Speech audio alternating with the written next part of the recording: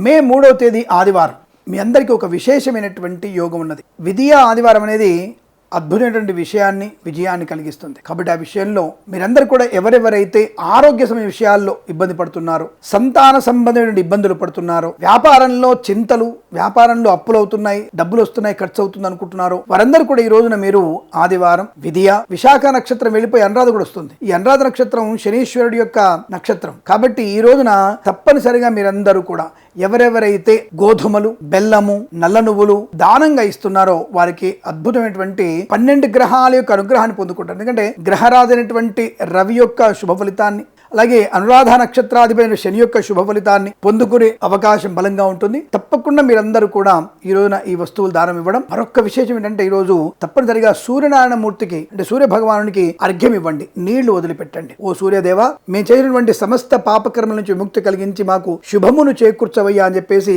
సూర్యుని వైపు చూసి పొద్దున కాలం సమయంలో ఆయనకి అర్ఘ్యం వదిలిపెట్టండి. తప్పకుండా మీకు సమస్త రోగనాశనం కలిగిస్తాడు. అలాగే ఎవరైనా సరే ఈ రోజున నల్ల నువ్వులతో, ఇసుక లేకుండా నల్ల నువ్వులని బాగా గట్టిగా మరబట్టించేసి బెల్లముతో కలిపి ఆ ఉండలు చేసి తప్పకుండా శనీశ్వరుడికి నైవేద్యంగా పెట్టి ఆ నైవేద్యాన్ని ఎవరికైనా సరే దానం ఇవ్వచ్చు, ఎవరైనా సరే తినవచ్చు. అలా తినడం వల్ల మంచి ప్రయోజనం, అలా ఇవ్వడం వల్ల ప్రయోజనం. అలాగే రవ్వ కేసరి చేయండి, రవ్వ కేసరి ప్రసాదాన్ని 10 మందికి పంచండి. తద్వారా అనుకుంటుంది ఈ రోజు అన్నం మాత్రం తినకండి. ఆ విషయాన్ని గమనించుకోండి. ఏదైనా అల్పాహారం తినడం ఉత్తమంగా చెప్పబడుతోంది. శుభమస్తు. ప్రేమతో మీ కిరణ్ శర్మ.